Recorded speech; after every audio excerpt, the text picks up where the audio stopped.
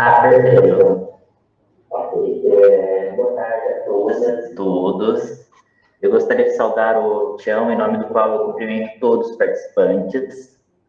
Eu agradeço também ao Valeir, secretário jurídico nacional da CUT, pelo convite. Meu nome é Sadak Iguaçu, eu sou sócio da LBS Advogados. A LBS Advogados assessora hoje dezenas de entidades sindicais em todo o Brasil e tem um profundo compromisso na defesa dos direitos sociais, especialmente no direito das trabalhadoras e trabalhadores. O meu foco de atuação específico é a defesa dos direitos dos servidores públicos.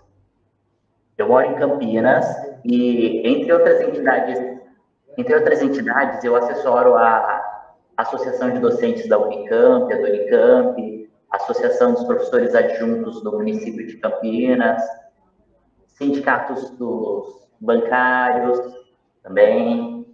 Eu fui convidado para conversar com vocês hoje um pouco sobre o Fundeb e eu vou buscar apresentar de forma bem sucinta e objetiva e simples esse fundo, suas principais características e alguns aspectos que eu entendo que são extremamente relevantes e que podem contribuir no debate dos sindicatos sobre essas leis. O Fundeb é o Fundo de Manutenção e Desenvolvimento da Educação Básica e de Valorização dos Profissionais da Educação. Ele é um instrumento de financiamento da educação pública. Ele é um fundo de natureza contábil, ao qual são destinados os recursos públicos, parte dos recursos públicos vinculados à educação. Nesse fundo, eles são registrados e controlados, esses recursos são registrados e controlados. Ele, apesar do nome fundo, ele não tem uma personalidade jurídica própria, ou seja, o Fundeb ele não tem um CNPJ do Fundeb. Os municípios têm, as secretarias de educação têm um CNPJ próprio no qual o dinheiro é depositado, mas isso não significa que ele tem uma personalidade jurídica própria, que ele tem autonomia própria, esse fundo. Ele é apenas um instrumento contábil para controle e registro desses recursos. Até a emenda constitucional 108 de 2020, o Fundeb era um instrumento transitório, ou seja, ele estava previsto em lei e era temporário.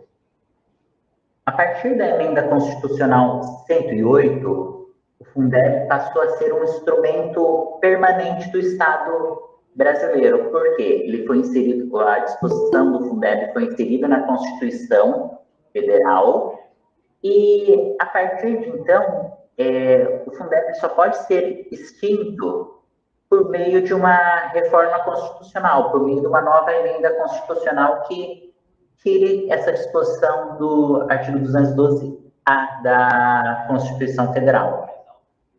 Só para checar, vocês estão conseguindo me ouvir? A inclusão do Fundeb na Constituição Federal, ela foi uma grande vitória para toda a sociedade brasileira, porque agora ele é uma política de Estado, não é mais simplesmente uma política que depende do governo manter ou não ou mudar. A inclusão dele na Constituição Federal garante que ele é um instrumento permanente. Eu quero destacar um ponto que eu acho que é interessante, que é a questão do impacto que o Fundeb tem na redução das desigualdades regionais para a educação. Por quê? Se não fosse o Fundeb, o valor ano matrícula das diferenças para cada região, para cada município no Brasil, poderia chegar a 10.000%. É um número extremamente relevante. Graças ao Fundeb, essa diferença, valor entre os diversos municípios, é reduzida de 10.000% para 564%. Esses dados são do estudo técnico da Câmara dos Deputados que fez parte das discussões de aprovação da Emenda Constitucional 108. O Fundeb é regulamentado atualmente pela Lei 14.113 de 2020. Essa lei, ela trata sobre a composição do fundo, distribuição, transferência, gestão, utilização e fiscalização desses recursos do fundo. Eu vou tentar falar um pouco brevemente sobre sobre alguns aspectos dessa lei. A composição do fundo. O fundo, ele é formado por receitas tributárias e repasses destinados aos estados e municípios e por uma complementação desses valores pela União Federal. Das receitas e repasses destinados aos estados e municípios, 20% desse valor deve ser destinado diretamente à conta vinculada do Fundeb, ou seja, daqueles tributos que são repassados para os municípios, porcentagem de imposto de renda, porcentagem de ICMS, porcentagem de ITCMD, ITCD em alguns estados, fundo de participações nos estados, fundo de participação dos municípios, 20% vai direto para essa conta vinculada ao Fundeb. Não fica no caixa geral da prefeitura ou do estado. Além desses 20%, a União, ela faz uma complementação, ela tem que fazer uma complementação desse fundo. Essa complementação, ela vai chegar a 23% em 2026. Para 2021, ela foi de 12%, agora 2022 vai ser de 15% e vai ser acrescida em 2% ao ano até 23% no exercício de 2026. Esse é um ponto interessante e positivo da nova lei do Fundeb, porque na lei anterior, a complementação que a União fazia para o Fundeb era de 10% apenas. Agora, essa complementação mais que dobrou, foi para 20%, vai chegar em 23% em 2026. É uma outra grande vitória da nova lei do Fundeb. Eu sei que esse tema é um pouquinho, de composição do fundo é um pouco chato, cansativo, mas eu acho que é importante nós conhecermos um pouco essa composição. Mas eu gostaria de fazer um destaque também, que esses valores, essas porcentagens que compõem o fundo, elas não se confundem com os patamares de investimentos mínimos em educação. Ou seja, os patamares mínimos de investimentos em educação previstos no artigo 212 da Constituição, que é 18% pela União e 25% nos estados e municípios, elas, mesmo com esses repasses ao Fundeb, eles precisam ser cumpridos. O que acontece?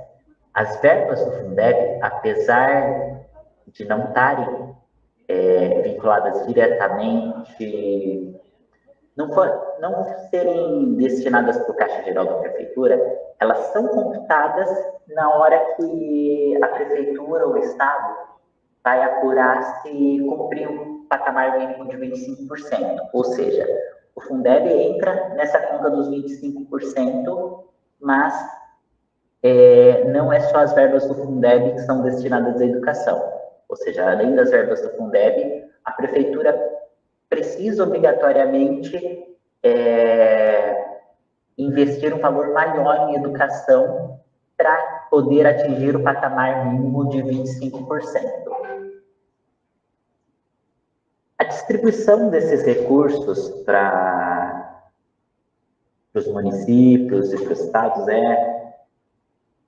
ela é um tema complexo que a Lei 14.113 ela tem uma um anexo, são cerca de 7, 8 páginas, com as fórmulas para discutir, com as fórmulas para definir como vai ser a distribuição desses valores. Eu não vou adentrar essa metodologia, pois ela é uma questão totalmente técnica, contábil. Eu vou voltar, então, para a questão que eu estava falando sobre distribuição de recursos do Fundeb. A Lei 14.113, ela tem uma metodologia especial para distribuição desses recursos, é um anexo que tem 7 páginas com as fórmulas que determinam como esse recurso deve ser distribuído. Eu não vou entrar no mérito de como essa metodologia funciona, é uma questão estritamente técnica e também está fora do meu domínio. Mas eu gostaria de destacar a importância das complementações da União para a redução das desigualdades regionais.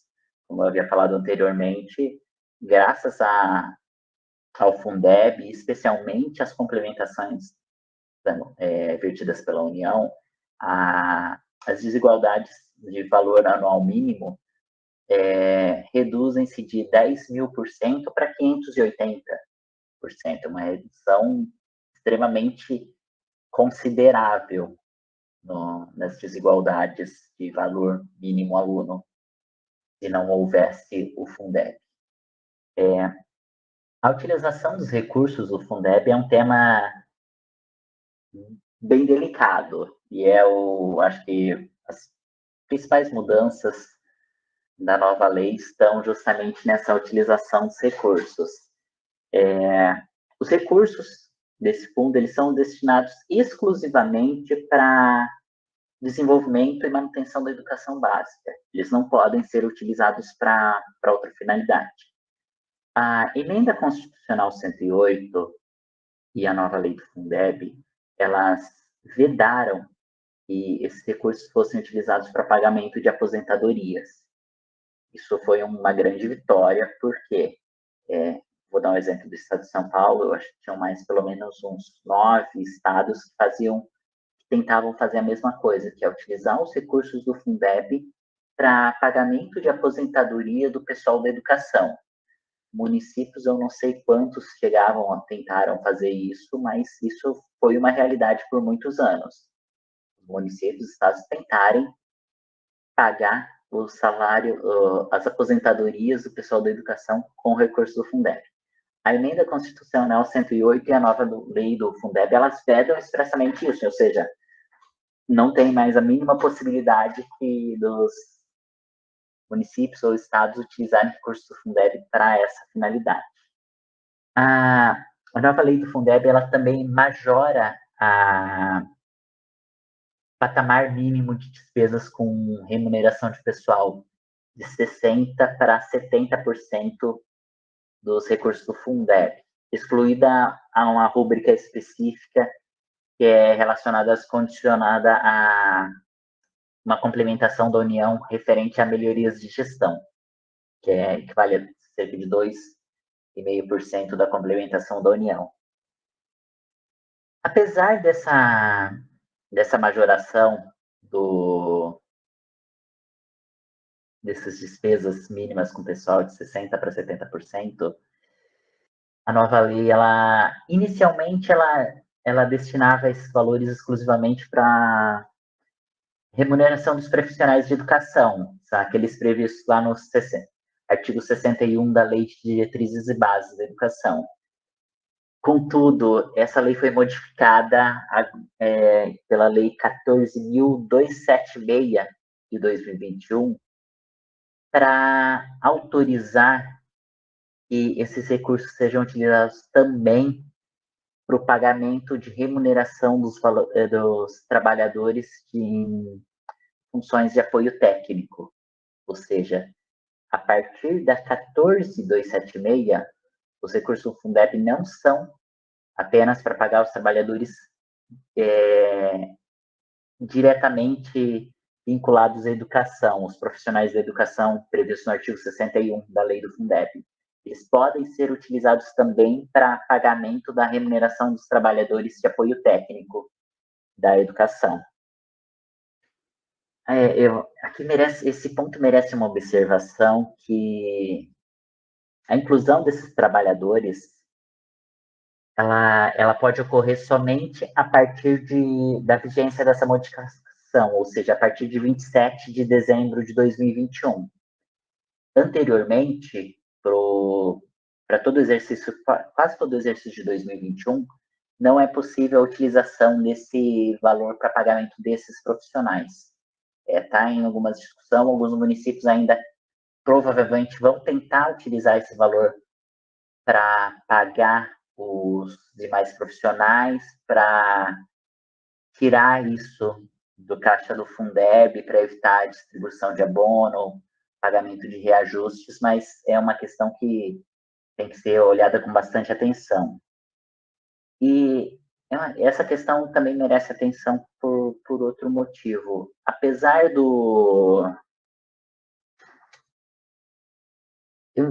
É importante que nós temos recursos vinculados para a educação, vinculados para todos, para remunerar os profissionais da educação, para valorizar os profissionais da educação. Só que essa modificação da 14276, para a inclusão desses profissionais, ela me parece que foi muito mais uma jogada contábil de alguns governos municipais, da Confederação Nacional dos Municípios, para que possa utilizar esse dinheiro do Fundeb também para o pagamento desses outros profissionais e não e chegue apenas no valor mínimo de investimentos da educação de 25%, ou seja, não precise ultrapassar esse valor com despesas de pessoal. Então, apesar de aparentemente ser uma medida boa, essa majoração, ela trouxe como encargo o fato de que esse valor não é mais apenas para os profissionais da educação previsto no 61 da Lei de Diretrizes e Bases. Então, esse é um tema ainda que precisa ser analisado com calma, precisa ser analisado em cada município qual vai ser o impacto desse valor. Eu conversava ontem com uma pessoa aqui do município da região de Campinas e falou que expressava o seguinte, que nesse município eles já gastavam 69% dos recursos do Fundeb com remuneração dos profissionais da educação previsto no artigo 61 da LDB.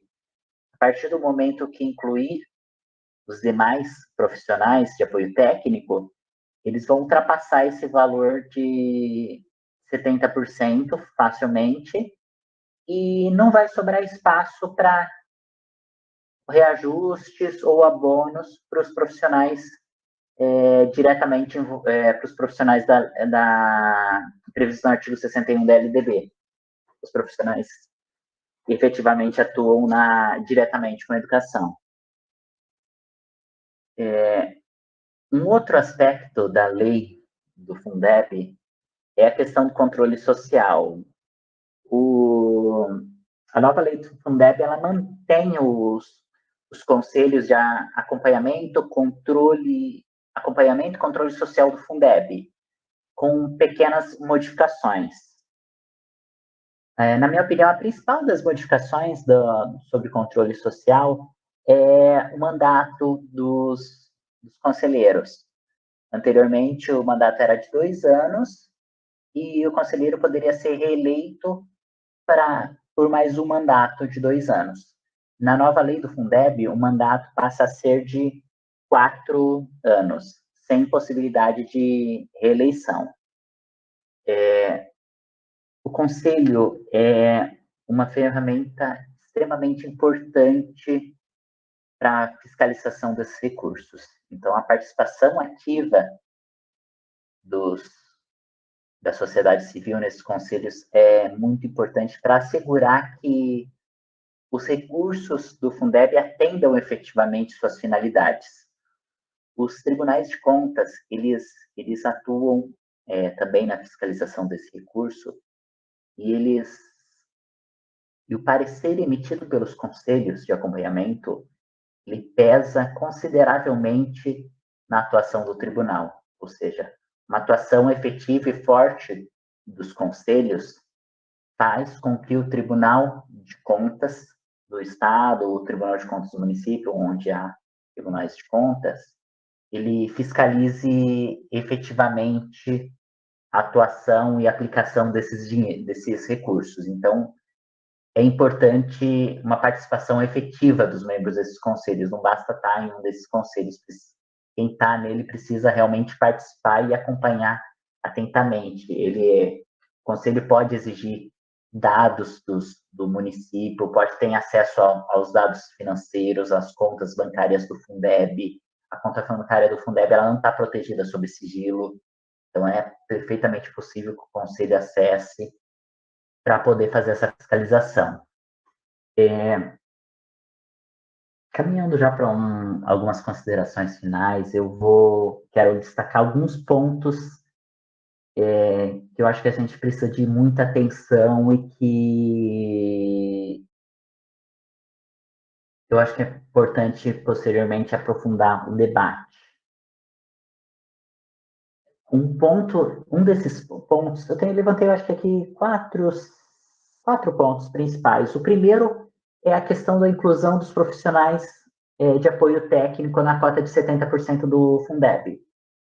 Acho que essa é uma questão que a gente precisa debater bastante ainda, avaliar qual vai ser os impactos nos municípios, para poder saber isso foi benéfico ou não. Na minha opinião inicial, parece que foi mais uma manobra contábil para evitar para poder utilizar esse valor também, os valores do Fundeb também para o pagamento desses servidores técnicos. E valores que, assim, o município já tinha que pagar para esses docentes com outros recursos, e agora ele tira do Fundeb. Então, me parece que, inicialmente, que não... A inclusão desses trabalhadores não foi tão benéfica assim. Outra questão é a concessão de abono. Apesar da concessão de abono às obras do Fundeb parecer inicialmente benéfica, ela é uma ilusão, porque o abono ele tem efeitos financeiros apenas imediatos. O abono ele não se incorpora aos vencimentos. Então, na minha opinião, um pleito mais efetivo para a utilização dos recursos do Fundeb é efetivamente a defesa de reajustes nos vencimentos profissionais da educação, porque esses reajustes se incorporam efetivamente aos vencimentos e não podem ser retirados posteriormente. Um outro ponto que necessita atenção existe uma necessidade permanente de mobilização para que os planos de cargos, carreiras e salários sejam cumpridos, porque o que se vislumbra em muitos municípios é que, apesar dos recursos do Fundeb para tanto, os planos de cargos e carreiras e salários não estão sendo cumpridos. Outro aspecto também que é até bem atual a Confederação Nacional dos Municípios, ela está se mobilizando pleiteando que o governo federal edite uma medida provisória para alterar a metodologia de cálculo de correção do magistério. Tem uns 6 dias atrás, mais ou menos, a Confederação Nacional dos Municípios publicou uma nota defendendo que o governo federal edite uma MP para modificar essa metodologia de reajuste. Então, é preciso atenção e mobilização em defesa do piso nacional do magistério para que seja mantida a metodologia atual de reajustes. A mobilização ela tem que ser permanente. A gente precisa vencer esse diálogo, esse debate. A gente precisa demonstrar para a sociedade a importância dos servidores públicos na efetivação dos direitos sociais e que a lógica de eficiência privada ela não se aplica ao serviço público. A lógica de eficiência privada a eficiência privada é o lucro. A eficiência do setor público, do serviço público, tem que ser a consecução de direitos sociais. As metodologias que a iniciativa privada utilizam para medir eficiência não servem para o setor público. Nós não podemos...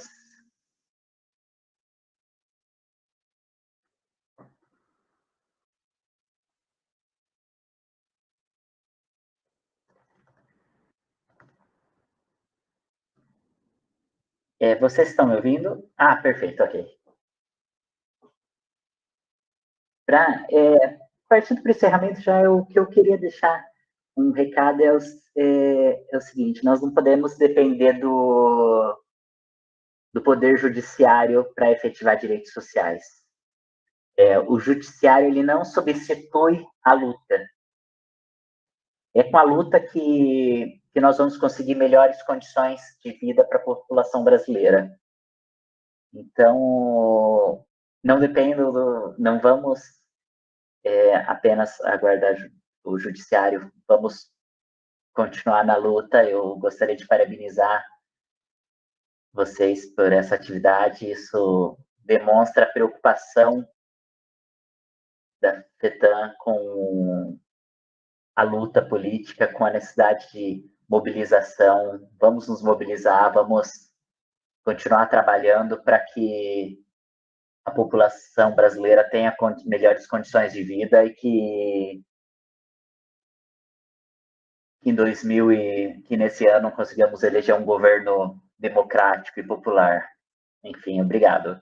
Eu vou tentar responder todas as perguntas, eu fiz umas anotações aqui. Certo, vou começar. Algumas eu vou deixar para o final. Eu vou começar por essa, então. Alguns municípios, pelo que eu entendi, alguns municípios estão falando que não há possibilidade de rateio, que não pode fazer o rateio, que a nova lei não inclui rateio. A nova lei inclui rateio, sim, é perfeitamente possível fazer o rateio, não tem que discutir, é ilegal qualquer medida falar, olha, que não pode fazer rateio, não pode fazer pagamento de abono, gratificação dos valores, é perfeitamente possível, tá?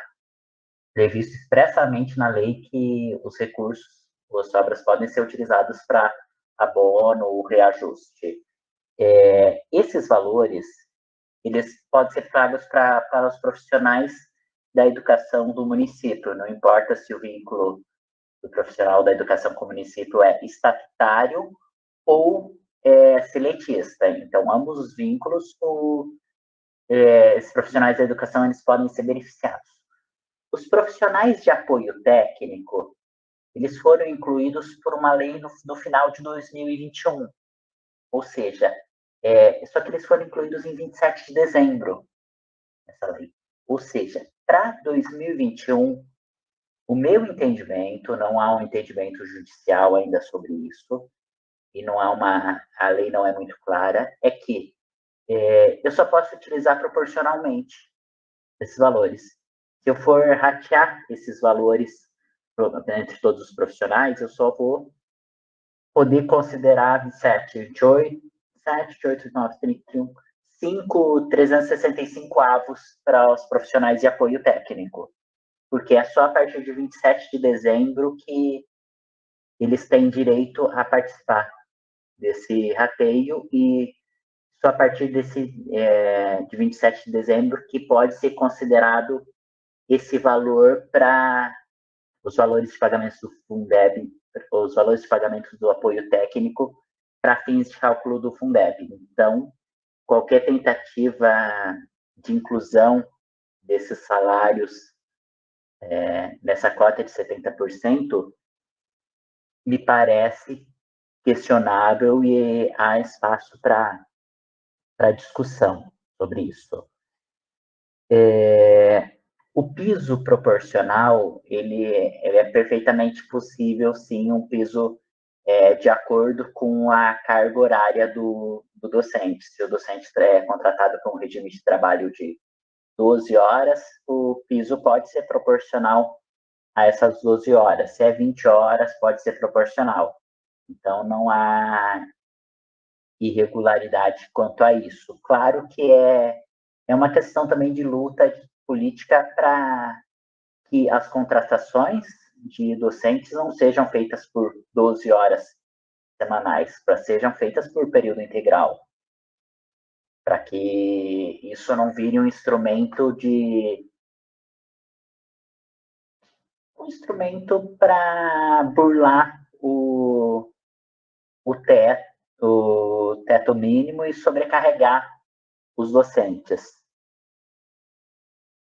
A município ele tem que fornecer as informações para o Conselho de Controle. É importante destacar que assim, os membros do Conselho nomeados pelo Estado ou pelo município, eles não podem exercer a presidência do Conselho. Então, as deliberações têm que ser... o conjunto dos integrantes do Conselho tem que pressionar o Conselho para que solicite informações para o município.